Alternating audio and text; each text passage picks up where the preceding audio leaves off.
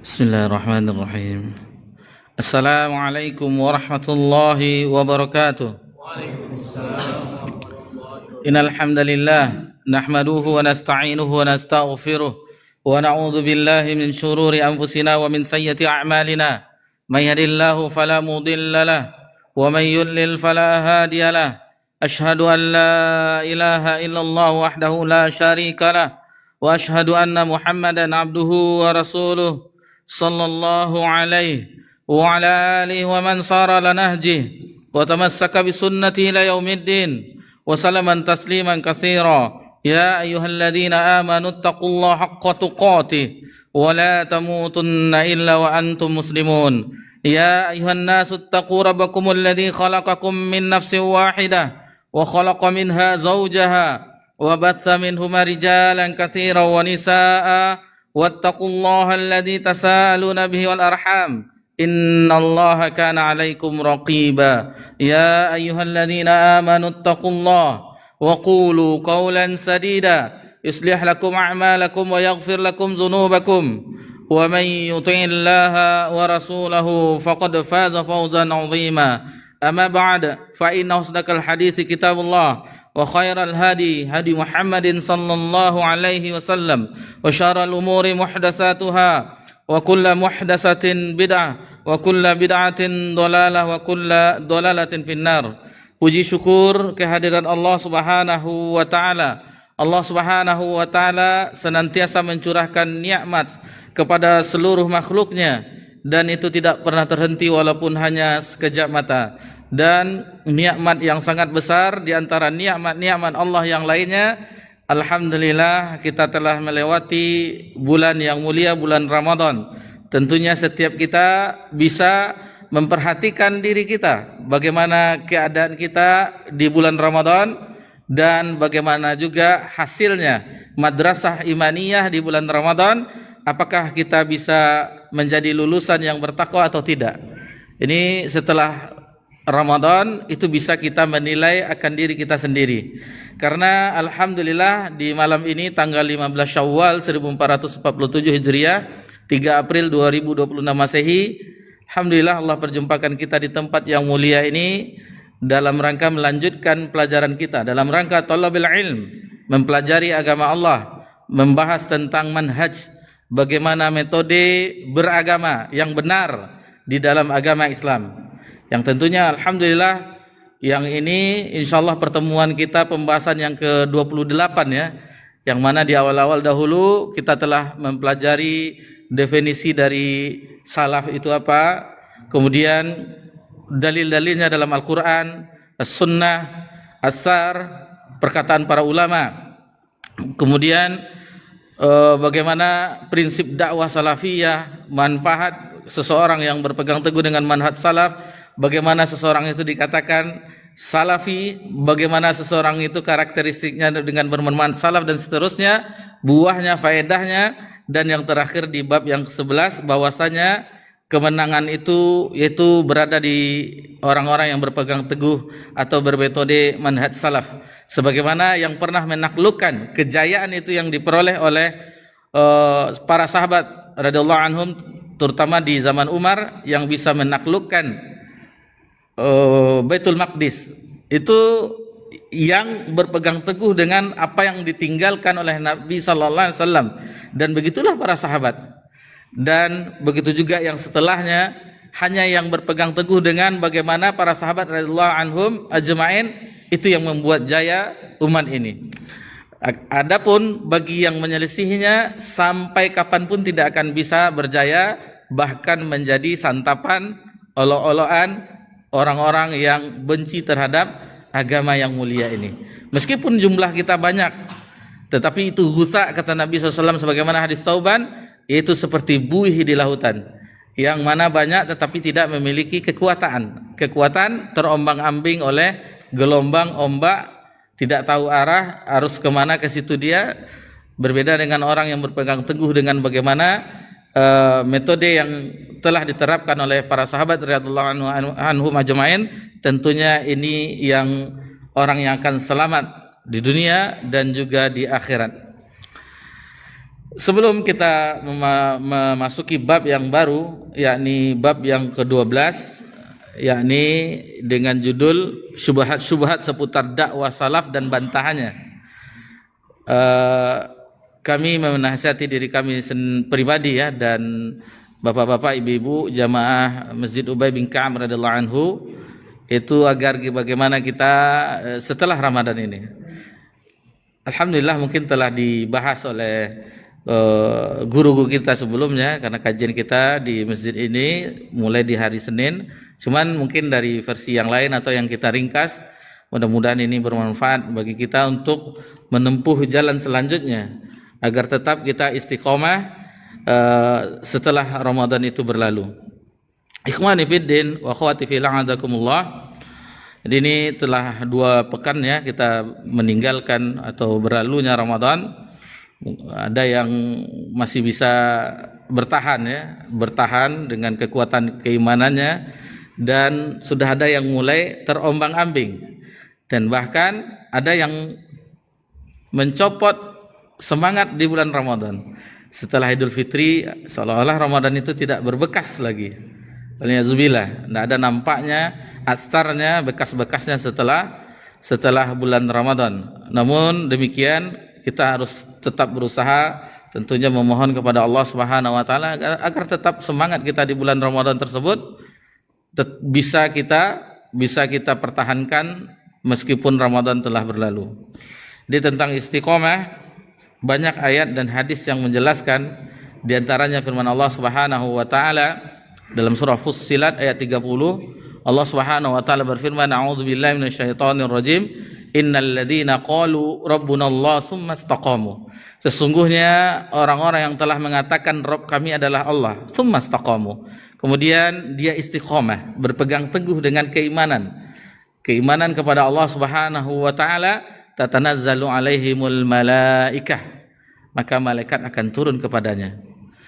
Lalu disebutkan, berkata malaikat kepadanya, alla takhafu, janganlah khawatir, wala tahzanu, dan janganlah bersedih hati, wa absyiru bil jannati allati kuntum tu'adun, dan berbahagialah, kabar gembira bagi mereka dengan surga yang telah dijanjikan. Ini salah satu ayat di dalam Al-Quran tentang keutamaan istiqomah, yang mana istiqomah ini kita senantiasa memintanya. Dalam surah Al-Fatihah, ketika kita sholat, minimal 17 kali dalam sholat fardu dan sholat sunnah, itu ihdinas siratal mustaqim, minta petunjuk agar diberi petunjuk oleh Allah ke jalan yang lurus. Al-Hafiz Ibnu Katsir rahimahullah ta'ala menjelaskan apa itu siratal mustaqim, yaitu Islam, agama Islam, agama yang jalan yang lurus, tidak seperti yang maghdub, yang dimurkai oleh Allah, yaitu orang-orang Yahudi, atau dolin, atau yang sesat, yaitu orang-orang Nasrani. Jadi itu yang jalan yang lurus, yaitu agama Islam. Lalu Hafiz Ibnu Katsir mengatakan bahwasanya maksud dari siratal mustaqim adalah sunnah, itu jalan yang ditempuh oleh Nabi sallallahu alaihi wasallam, manhaj nubuwah, sunnah yang Nabi sallallahu alaihi wasallam menjelaskan tentang pengamalan Islam itu tersendiri. Nah, ini Islam yang dicontohkan oleh Nabi sallallahu alaihi wasallam. Itu makanya akidah Ahlus Sunnah wal Jamaah. Di sunnah itu kalau secara akidahnya itu dikatakan sunnah itu tariqah, jalan apa yang telah dilalui oleh Nabi di dalam agama Islam ini, baik itu dakwah, amalan dan seterusnya, itulah sunnah menurut akidah. Adapun menurut ilmu hadis, itu adalah sunnah itu hadis Nabi. Setiap segala sesuatu yang disandarkan, baik itu perkataan, perbuatan, takrir, persetujuan Nabi, sifat dan akhlak Nabi sallallahu alaihi wasallam, itu dia sunnah. Adapun menurut fikih yang kita kenal dengan sunnat, itu mamdub itu atau nafilah, nawafil, itu apabila dikerjakan berpahala, ditinggalkan tidak mengapa. Terkadang orang tidak ngerti yang mana yang sunnah yang menurut istilah akidah atau sunnah menurut fikih. Mayoritas kaum muslimin yang istilahnya tidak memperdalam istilah ini, mereka mencukupkan dengan istilah apabila dikerjakan berpahala dalam bidang fikih, ditinggalkan tidak. Itu kan sunat cuman, kan tidak apa-apa. Nah, padahal sunnah yang dimaksud adalah jalan yang ditempuh oleh Nabi Sallallahu Alaihi Wasallam. Kemudian kata Hafiz Ibnu Katsir dalam menafsirkan Shiratal Mustaqim, yaitu kitab, maksudnya kitabullah. Ini terbalik-balik ya, seharusnya kitab dahulu karena Al-Quran itu menunjukkan ke jalan yang lurus. Huda, petunjuk. Hudal linas, hudal lil muttaqin. Petunjuk bagi seluruh manusia dan petunjuk bagi orang-orang yang bertakwa. Kemudian ada juga sunnah itu disebutkan oleh mufassirin sebagaimana dinukilkan oleh Hafiz Ibnu Katsir dalam tafsir Al-Qur'anul Azim atau tafsir Ibnu Katsir, yaitu Abu Bakar dan Umar. Maksudnya inilah contoh yang benar-benar mengikuti jalan yang lurus, yaitu dicontohkan dua sahabat yang mana Syiah sangat membenci mereka berdua, yaitu Abu Bakar dan Umar. Mereka mengatakan Abu Bakar dan Umar adalah berhala-berhalanya Quraisy. Mereka melaknat Abu Bakar dan Umar dan putri mereka, yaitu Aisyah Ummul Mukminin dan Hafsah, putrinya dari Umar. Mereka mencelanya, mengatakan pezina dan seterusnya. Waliyazubillah. Sementara Ahlus Sunnah menganggap dua sahabat inilah dua tokoh yang besar di dalam agama yang memiliki keutamaan, dan putri-putri mereka adalah Ummul Mukminin, Ummahatul Mukminin. Ini bagaimana kita akan menyamakan dengan Syiah yang sampai sekarang masih ribut di medsos. Tidak akan berjumpa antara Syiah dengan Sunni, dengan Sunnah. Ahlus Sunnah tidak akan berjumpa.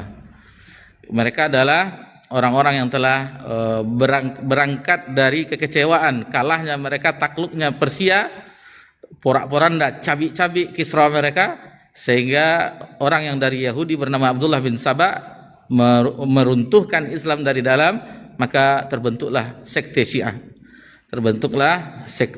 Syiah. Insyaallah pada bagian akhir nanti disinggung di kitab ini firqah-firqah yang sesat, salah satunya adalah Syiah.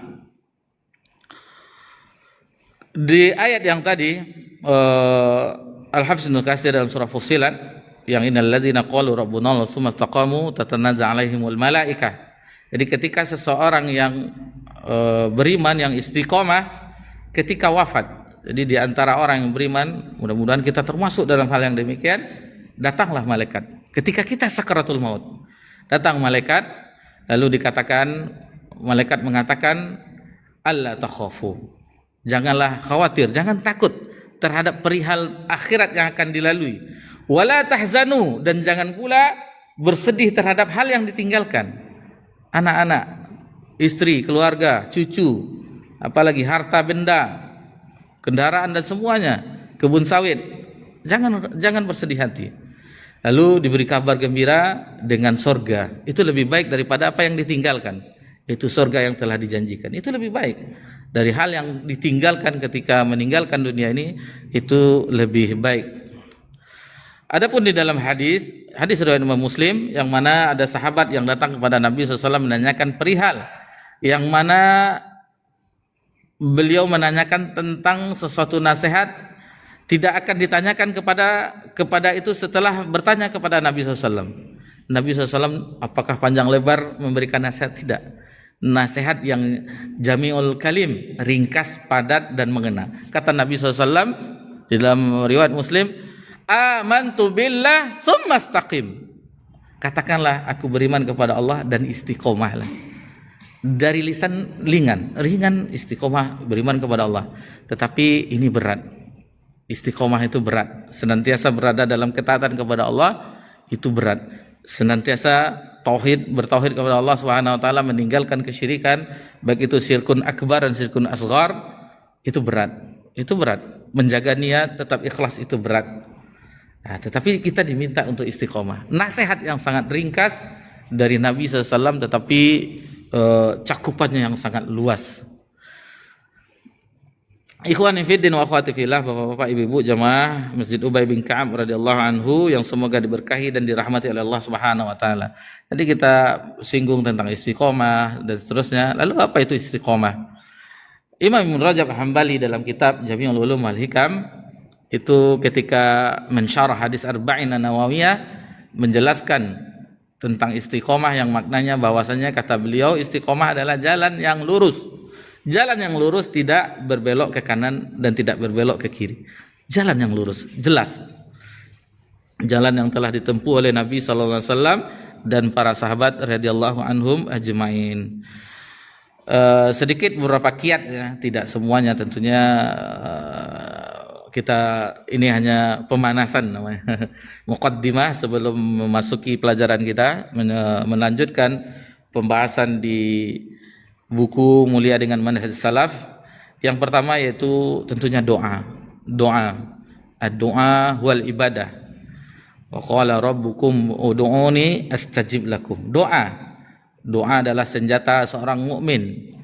Dengan doa hati kita lapang. Cobalah segala sesuatu ketika tangan kita turun, setelah kita tumpahkan semuanya kepada Allah Subhanahu wa taala, apa yang kita rasakan ringan rasanya. Seolah-olah beban itu tidak ada lagi. Nah, begitu juga dengan seseorang yang telah Allah mudahkan ketika beribadah, beramal saleh, meninggalkan maksiat, harus berdoa kepada Allah Subhanahu wa taala. Contoh yang nyata Nabi Ibrahim alaihissalam dan Nabi Ismail putranya alaihissalam ketika meninggikan bangunan Ka'bah, masjid pertama di permukaan bumi, yaitu ketika selesai dibangun berdoa kepada Allah, Allahumma taqabbal minna innaka antas samiul alim. Amalan yang mulia yang sekarang tempat orang kiblat kaum muslimin seluruh dunia. Apabila datang dimudahkan ke sana untuk haji atau umrah, tawaf di situ. Nah, itu berdoa kepada Allah. Nabi kita tercinta Nabi Muhammad sallallahu alaihi wasallam di setiap pagi, setiap hari, di setiap pagi, termasuk dari rangkaian dari zikir pagi, berdoa kepada Allah, Allahumma inni as'aluka ilman nafi'a wa rizqan thayyiba wa amalan mutaqabbala. Meminta kepada Allah yaitu ilmu yang bermanfaat, rezeki yang baik, thayyibah, halalan thayyibah, dan amal yang diterima. Ini tiga ini kita butuhkan setiap harinya. Dan Nabi kita meminta kepada Allah agar salah satunya amalan itu diterima. Orang-orang generasi dahulu, orang-orang soleh yang tentunya tidak seperti kita. Orang-orang soleh terdahulu luar biasa imannya, ketaatannya, amalannya. 6 bulan mereka meminta agar berjumpa dengan Ramadan, dan 6 bulan berikutnya agar amalan mereka diterima oleh Allah ketika Allah memudahkan dia di bulan Ramadan. Ini kita alhamdulillah sudah 15 Syawal. Pernahkah kita satu kali berdoa kepada Allah agar Allah menerima ibadah kita di bulan Ramadan? Pernahkah kita berdoa mengangkat tangan agar Allah menerima semua amalan kita di bulan Ramadan? Atau berlalunya Ramadan, sudahlah, yang penting sudah dicatat oleh malaikat pencatat. Perhatian kita terhadap apa yang telah kita lakukan itu sangatlah kecil sekali, baik itu berupa ketaatan dan maksiat. Walhazubillah, maksiat, kita sepertinya melakukan maksiat itu biasa saja, tidak ada rasa takut kita, khawatir kita. Sementara apa dikatakan oleh para ulama itu istilahnya, orang-orang di zaman ini, padahal itu sudah lama, itu tahun di mana pada para generasi ulama ahlul hadis menganggap dosa itu sepele, ibarat yang lalat yang hinggap ke hidung lalu ditepis, biasa saja, kayak sepele saja. Tetapi orang-orang dahulu itu menganggap dosa maksiat seolah-olah gunung itu akan ditimpakan di atas kepala. Saking takutnya mereka akan dosa. Jadi mereka manusia seperti kita juga, akan tetapi ketika mereka melakukan ketaatan, mohon kepada Allah agar diterima, dan apabila melakukan kesalahan, bertaubat kepada Allah Subhanahu wa ta'ala, segera kembali kepada Allah Subhanahu wa ta'ala. Bapak-bapak, ibu-ibu yang semoga diberkahi dan dirahmati oleh Allah Subhanahu wa taala, tentunya doa ketetapan hati agar kita tetap senantiasa dalam ketaatan kepada Allah, sebagaimana Ummul Mukminin Ummu Salamah radhiyallahu anha sering mendengar Nabi kita tercinta sallallahu alaihi wasallam berdoa, ya muqallibal qulub tsabbit qalbi ala dinik atau ala taatik. di atas agamamu dan di atas ketaatan kepadamu, meminta kepada Allah Subhanahu wa taala. Di antara selain doa itu, ini sebenarnya banyak, cuman kita ambil hanya beberapa poin saja, yaitu dengan melakukan puasa 6 di bulan Syawal. Kata Nabi SAW, hadisnya diriwayatkan oleh Muslim, man shoma ramadhana thumma asbahu sittan min Syawal kana kasyamad dahr. Jadi barang siapa yang berpuasa bulan Ramadan lalu diikuti 6 hari di bulan Syawal, maka dia seolah-olah berpuasa 1 tahun. Dijelaskan oleh ulama karena kelipatan dari kebaikan itu 10 kali lipat. 30 hari misalnya, atau 29, ada yang 30, kalau setahun ini 30 kali 10 300, 6 kali 10 60, 360. Nah, itu penjelasan ulama kenapa dikatakan seolah-olah berpuasa 1 tahun. Puasa 6 itu boleh berturut-turut, boleh berjarak-jarak. Itu tergantung kondisi kita. Ada orang yang semangat langsung puasa di tanggal 2-nya, boleh. Ada ulama mengatakan sebaiknya diakhirkan karena ada orang yang bertamu ini segala macam. Ada yang mengatakan segerakan, fastabiqul khairat. Kita tidak tahu ajal kita apakah masih bisa melewati puasa 6 atau tidak. Misalnya selesai puasa 6 lalu Allah wafatkan kita sudah mendapatkan kebaikan. Ini pembahasan yang luas, tidak harus ini yang lebih utama, ini mana yang penting di bulan Syawal. Adapun umahat yang misalnya dalam kondisi mereka ada kebiasaan khusus mereka, itu lihat situasinya. Misalnya sekarang 15 karena sibuk lebaran, jalan-jalan ke sini, hal yang mubah karena musim liburan, lalu berhari raya ke sini ke keluarga, nggak tahu akhirnya dapat datang bulan, lalu di tanggal 20 lebih baru suci kembali. Nah, ini kan sudah sedikit waktunya. Saya kalau diqadha nggak jadi puasa Syawal. Nah, jadi kalau kondisi yang seperti ini itu didahulukan puasa Syawal. Adapun mengqadha puasanya itu bisa 10 bulan berikutnya. Karena Ummul Mukminin Aisyah radhiyallahu anha itu pernah mengqadha puasanya di bulan Sya'ban. Sementara ada ulama mengatakan hadisnya man shoma Ramadan, puasa penuh dulu Ramadan, itu bagi kesempatan yang awal. Misalnya dia puasa digantinya menurut kebiasaan, ada 6 hari, ada 7 hari, ada 5 hari, lalu di puasa 6 dia, itu tidak masalah. Itu lebih baik lagi. Jadi menyegerakan kebaikan. Ini khusus untuk wanita muslimah. Lihat, karena kita tidak terasa waktu itu berjalan cepat. Ini sudah sepenggal dari bulan Syawal, khawatirnya kue lebarannya masih ada, belum mulai juga puasa. Tahu-tahunya, udah 27 Syawal, dapat 3 hari. Gimana? Tidak jadi 6. Nah, jadi diperhatikan, bagi ada kesempatan maka segera lakukan, atau bisa mengambil Senin Kamis, bisa juga, tidak masalah. Senin Kamis berarti tinggal berapa lagi nih? 1, 2, 3, 4 lagi, tambah 2, sudah 6 nih. Kemudian hal-hal yang membuat kita bisa istiqomah tentunya senantiasa beribadah,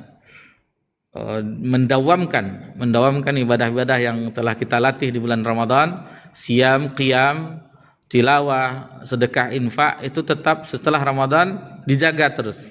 Karena Nabi SAW, hadis dari Ummul Mukminin Aisyah, ahabbul amali ilallah ta'ala, yaitu adwamuha wa inqal. Jadi amalan yang paling dicintai oleh Allah adalah yang senantiasa dilakukan walaupun itu sedikit.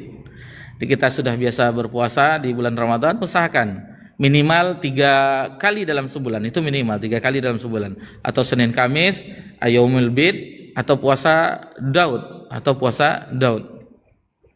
Itu kalau kita baca biografi para ulama alul hadis, mereka terkadang bisa melakukan puasa Daud, seperti Imam An-Nasai rahimahullah taala, Imam Abu Abdurrahman Ahmad bin Su'aib An-Nasai.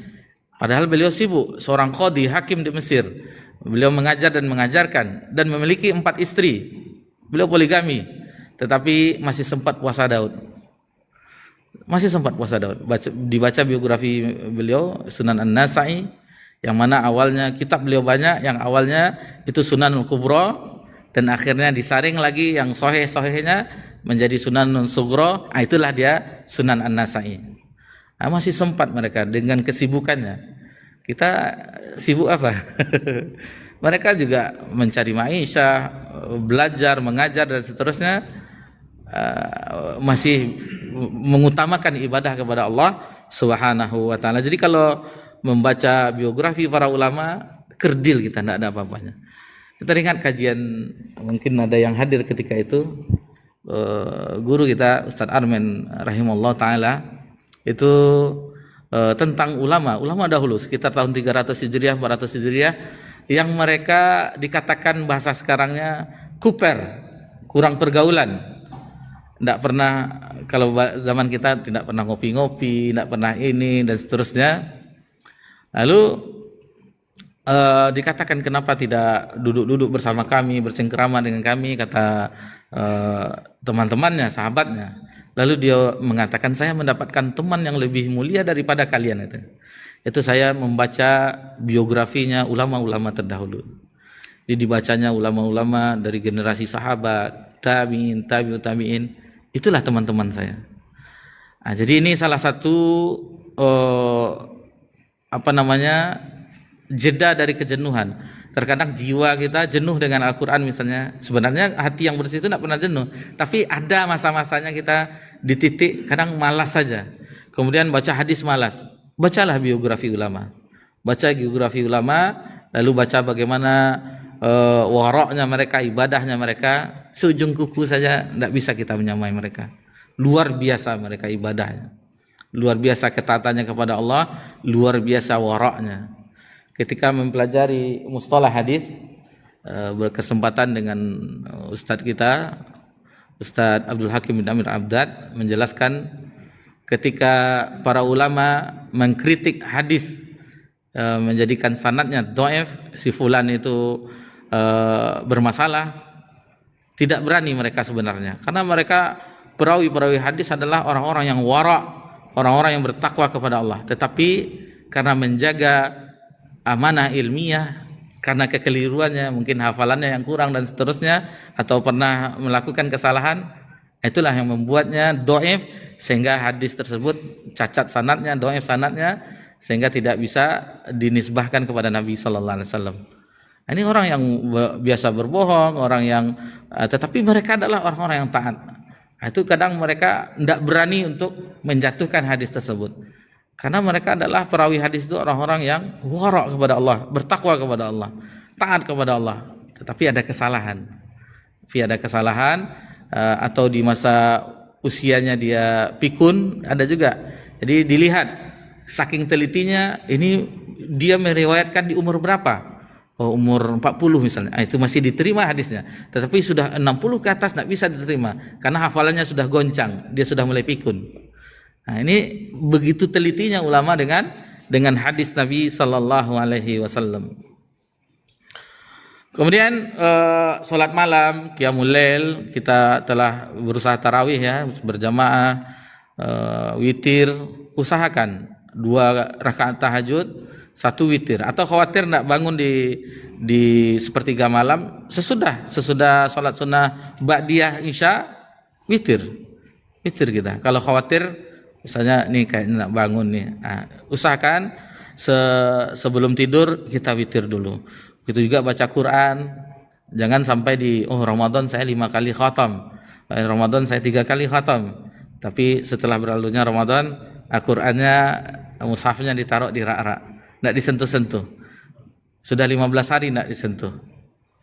Ini bagaimana ini? Begitu juga sedekah dan infak rutin, biasakan. Walaupun hanya 5.000, tapi tiap hari, tiap pagi misalnya, usahakan. Kita senantiasa, jadi karena sebagian kita dibedakan tentang kemampuan dari pintu kebaikan, itu dibedakan. Ada orang yang kuat dia dengan puasa, kuat dengan baca Quran, kuat dengan sedekah, kuat dengan birrul walidain, kuat dengan ini. Itu apabila kita ada kemampuan di situ, ada peluang, maka usahakan semaksimal mungkin.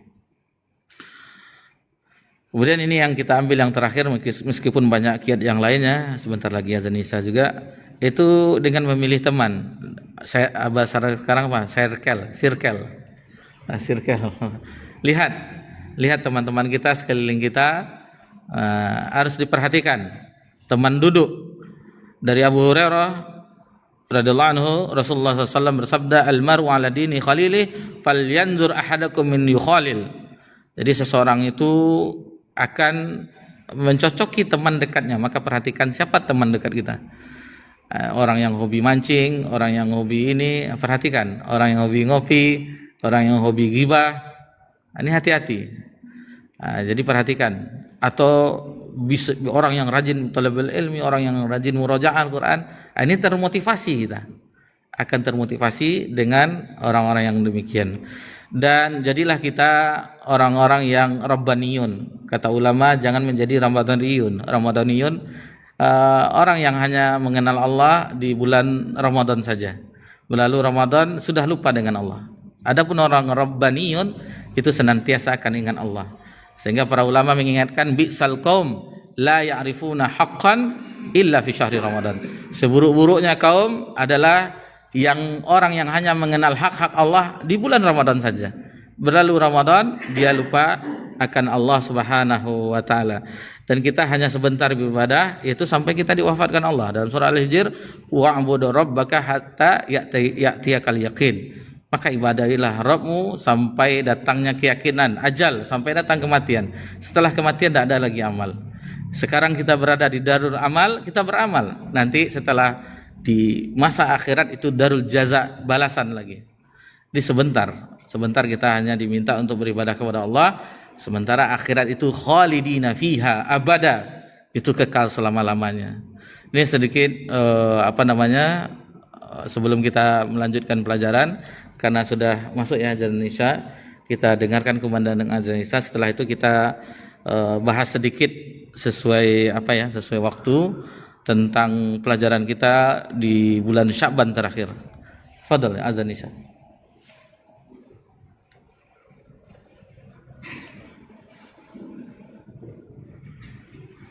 Allahu akbar, Allahu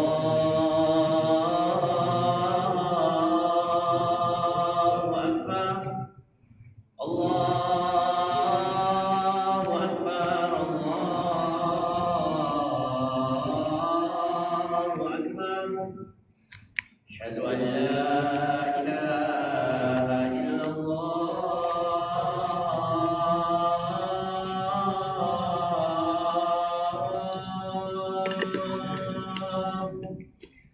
Asyhadu an la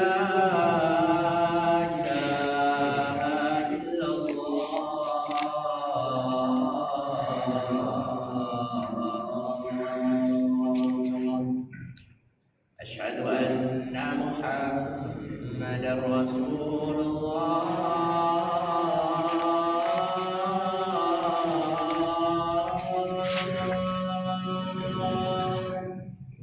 Asyhadu anna Muhammadar Rasulullah.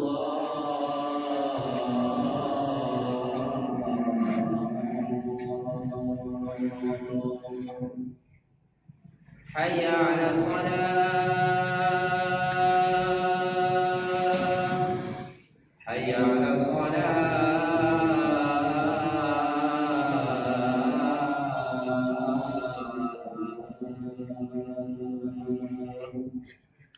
hayya 'alal falah,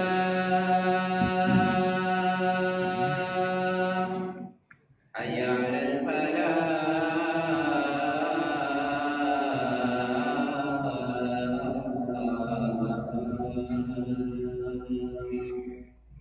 Allahu akbar,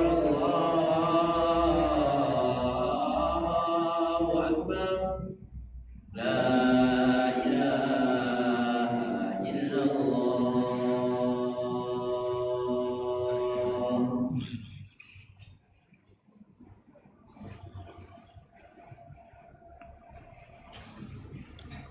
Alhamdulillah wassalatu wassalamu ala Rasulillah ma ba'd.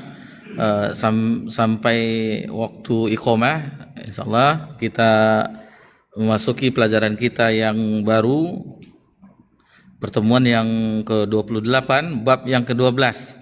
Kalau yang dicetakan yang sama itu halaman 435. Yang bawa buku 435. Bab 12, syubhat-syubhat seputar dakwah salaf dan bantahannya.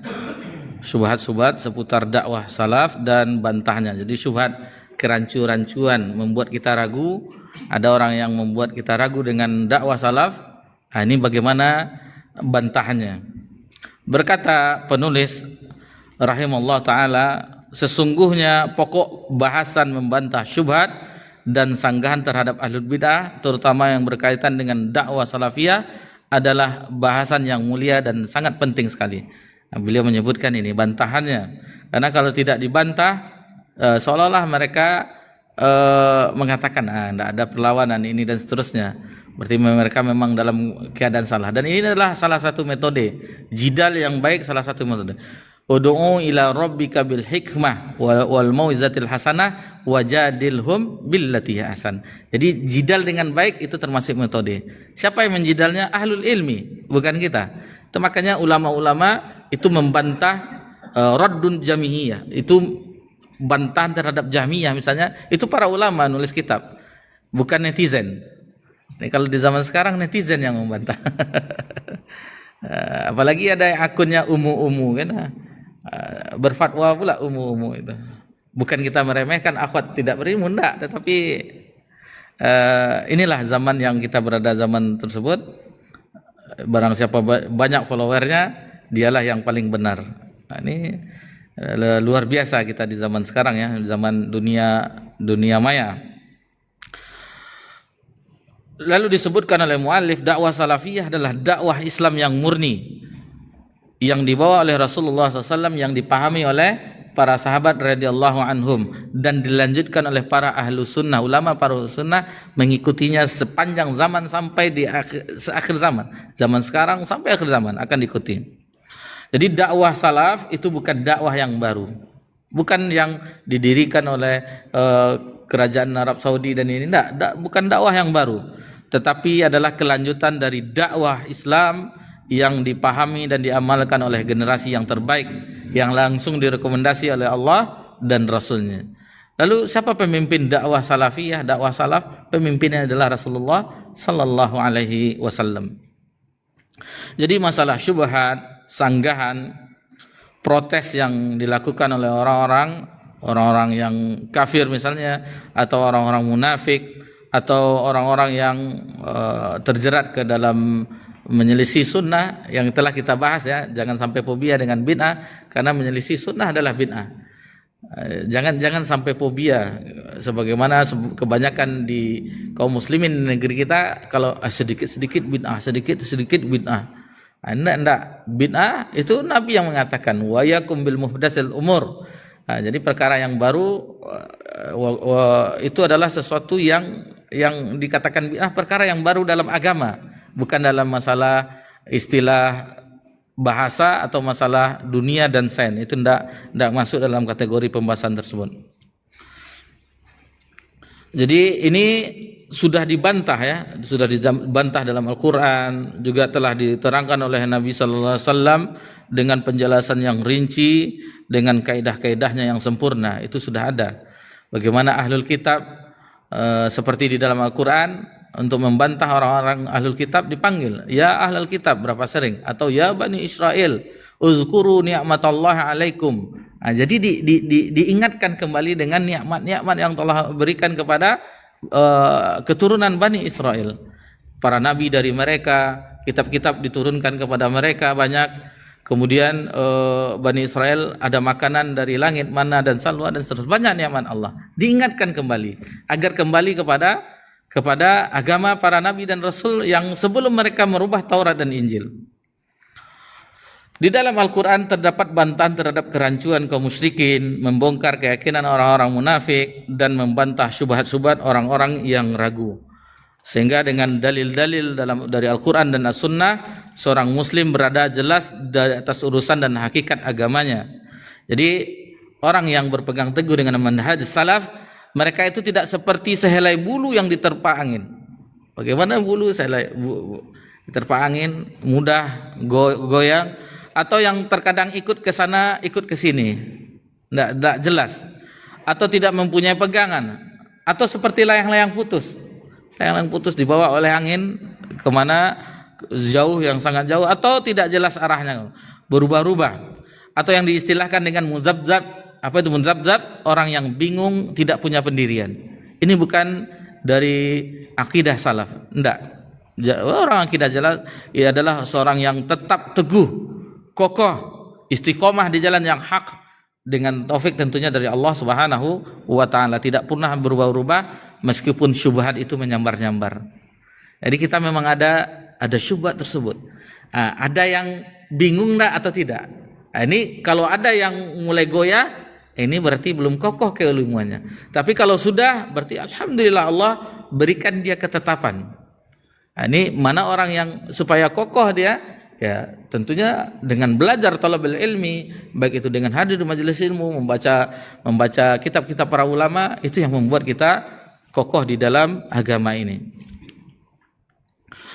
Jadi hakikatnya syubhat-syubhat, kerancuan-kerancuan, keraguan-keraguan yang dilontarkan oleh pengekor hawa nafsu, semuanya tidak berdasarkan ilmu. Semuanya tidak berdasarkan ilmu, tidak berdasarkan dalil. Hanya berdasarkan zon. Zon itu prasangka, praduga, hayalan, apalagi dari kejahilan, kekeliruan, tuduhan yang bohong, mengada-ada, dengki, fitnah, dan yang lainnya. Nah, itu dia. Jadi yang dilontarkan oleh mereka itu dasarnya. Jadi kendati pun asal subhat itu adalah lemah, lebih lemah daripada sarang laba-laba, akan tetapi subhat itu dihiasi oleh setan dengan keindahan. Setan bermain, dihiasi dengan keindahan. Seolah-olah itu bagus, seolah-olah itu elok, seolah-olah itu benar. Kemudian bisa juga mempengaruhi orang yang tidak kokoh di dalam beragama, akan terbawa dia. Ada keraguan itu akan masuk. Jadi kalau syubhat itu menyambar masuk ke dalam hati, kata Syekhul Islam Ibnu Taimiyah rahimahullah taala, dia tidak akan keluar sampai hari kiamat. Itu bahayanya syubhat itu. Itu makanya orang-orang dahulu memilih teman duduk, majalasnya ya, teman duduknya tidak mau.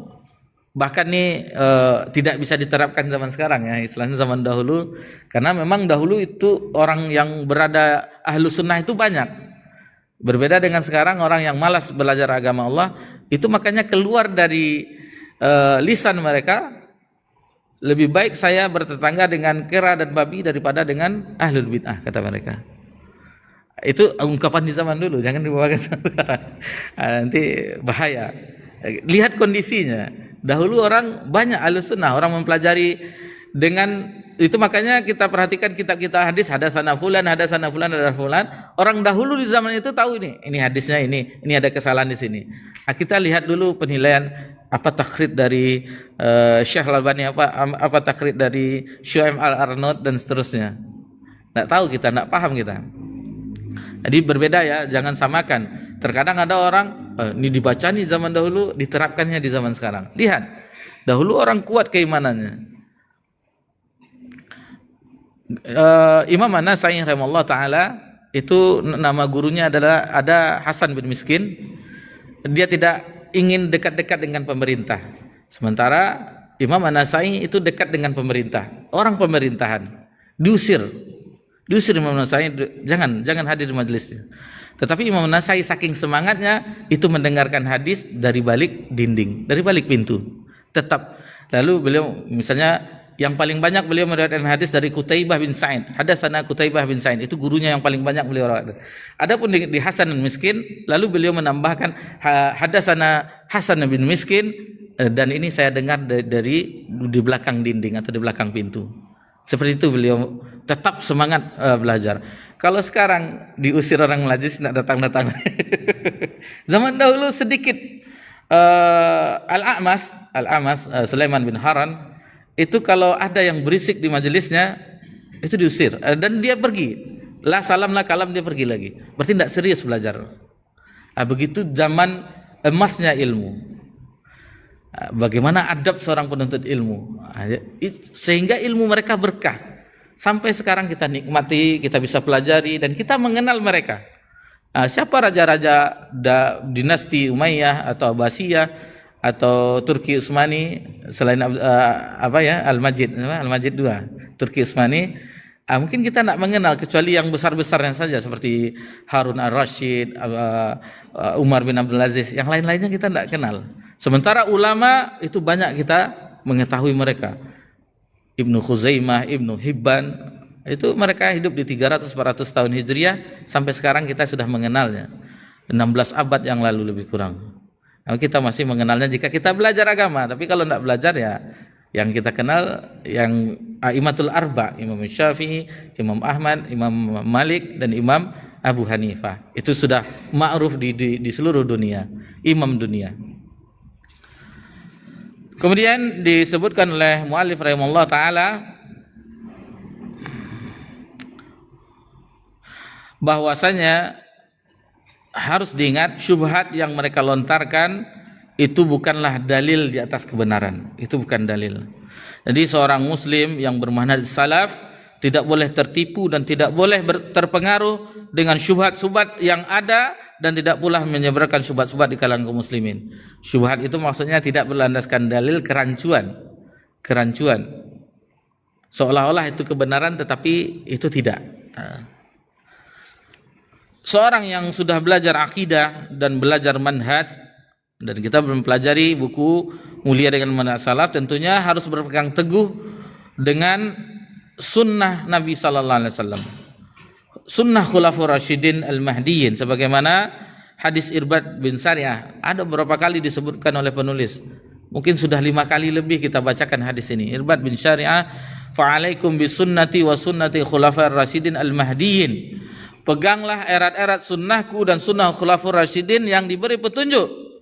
Tamassaku biha wa adu 'alaiha binawajis. Berpegang teguhlah dengannya dan gigit dengan gigi geraham. Bukan gigi depan tapi dengan gigi geram. Ini telah kita jelaskan hadis ini. Wa iyyakum wa muhdatsatil umur. Dan jauhi olehmu perkara yang baru. Fa inna kulla muhdatsatin bid'ah wa kulla bid'atin dhalalah. Setiap perkara yang baru dalam agama itu adalah bid'ah dan setiap bid'ah itu adalah sesat. Ada riwayat yang lain wa kullu bid'atin dhalalah wa kullu dhalalatin finnar. Tapi ini banyak orang ini tengoklah kajian orang itu mengklaim pemilik surga, mengatakan orang masuk neraka katanya. Ya mudah saja, jangan berbuat bid'ah. Nabi yang menasihatkan, bukan kita. Nabi bahkan ini khutabul hajjah istilahnya di beliau khotib atau memulai majelisnya sering memulai dengan membawakan ini. Nabi SAW. Disebutkan di sini seorang muslim tidak boleh mengikuti apa yang tidak diketahui. Jadi kita tidak boleh, tidak ada ilmu kita jangan diikuti. Karena Allah Subhanahu wa taala berfirman dalam surah Al-Isra ayat 36, "Wala taqfu ma laisa laka bihi ilm." Janganlah kamu mengikuti apa yang kamu tidak mempunyai ilmu dengannya. Inna sam'a wal basara wa fuada kullu ulaika kana anhu mas'ula. Karena sesungguhnya pendengaran, penglihatan dan hati itu nanti akan diminta pertanggungjawabannya. Jadi di ayat yang lain disebutkan bahwasanya Allah Subhanahu wa taala berfirman dalam surah An-Nisa, "Walau radduhu ila rasuli wa ila ulil amri minhum la'alamuhu alladziina yastanbitunahu minhum." Padahal apabila mereka mengembalikannya kepada Rasul dan uli amri di antara mereka, ulil amri di sini ada 2, ada ulama, ada ulil amri pemerintahan yang sah. Tentulah orang-orang yang ingin mengetahui kebenarannya akan dapat mengetahuinya secara resmi dari mereka. Jadi ada perkara agama itu diurus oleh pemerintah, bukan ormas. Ada pemerintah yang menentukannya, pemerintah. Seperti di negara-negara yang lain, cuman di Indonesia yang banyak variasinya. Di negara tetangga, di jiran Malaysia atau di Singapura, yang ada kaum musliminnya, Thailand, itu hanya yang berwenang saja menentukan. Sementara kita di sini ada yang banyaklah macam-macam. Fas'alu ahlal dzikri in kuntum la ta'lamun. Bertanyalah kepada ahli ilmu jika kamu tidak mengetahuinya. Jadi yang harus diingat bahwa syubhat meskipun kuat, dia akan tetapi dia seperti buih. Walaupun kelihatannya kuat tetapi seperti buih. Adapun ilmu yang bermanfaat itu akan tetap kokoh. Allah Subhanahu wa taala berfirman dalam surah Ar-Ra'd ayat 17, "Fa ammaz zabadu fayazhabu jufaa'a wa amma ma yanfa'un nasu fayamkusu fil ard." Adapun buih akan hilang sebagai sesuatu yang tidak ada gunanya, tetapi yang bermanfaat bagi manusia akan tetap ada di bumi. Berbagai subhat yang diteriakkan oleh para penyeru kebatilan dan membuat manusia lari dakwah salafiyah seperti yang difirmankan Allah, qaramadin istaddat bihi rihu fiha yaumin asif. Dalam surah Ibrahim ayat 18, seperti abu yang ditiup oleh angin keras pada suatu hari yang anginnya berangin kencang. Dan dalam surah An-Nur ayat 39, kasarabin biqi'atin yahsabu zam'anu ma'an hatta idza ja'ahu lam yajidhu syai'a. Seperti fata morgana di tanah yang datar, yang disangka air oleh orang yang dahaga, tetapi apabila didatangi tidak ada apa-apa. Sering kita di jalanan seolah ada genangan air, setelah kita mendekatinya itu tidak ada apa-apa. Itu fata morgana.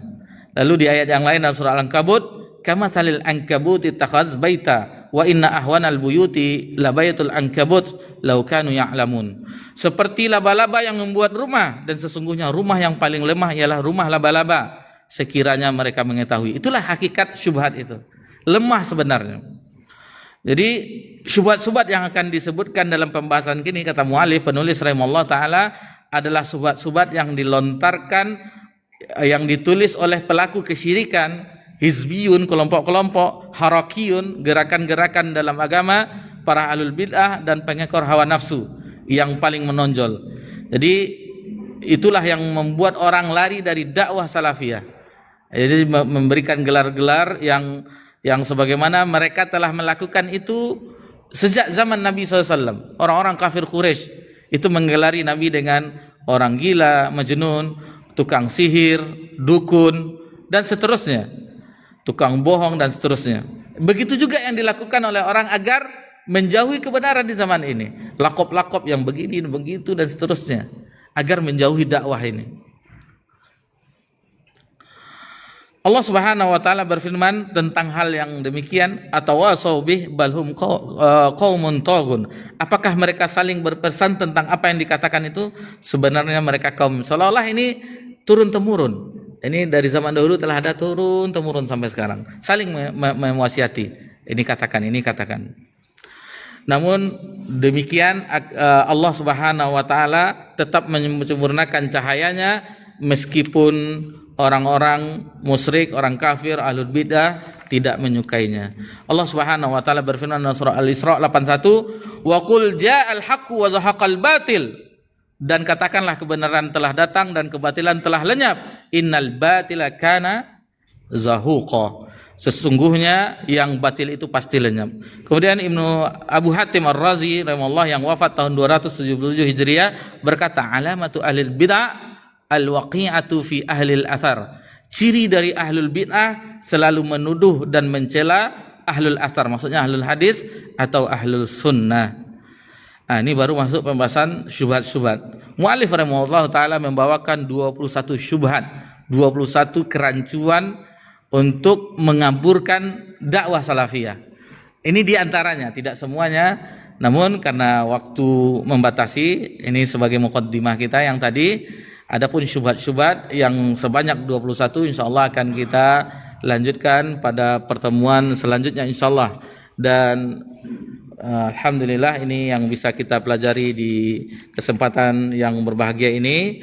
Dan tadi lupa ya, di awal kami ucapkan kepada bapak-bapak, ibu-ibu jamaah Masjid Ubay bin Ka'ab radhiyallahu anhu, taqabbalallahu minna wa minkum. Masih bulan Syawal. Kullu amin wa antum bi khair. Karena tidak bisa salaman satu-satu kan. Jadi lewat majelis ini ya, mudah-mudahan Allah menerima seluruh amalan kita dan sebagaimana tadi menjadikan kita tetap istiqomah dalam ketaatan kepada Allah Subhanahu wa taala.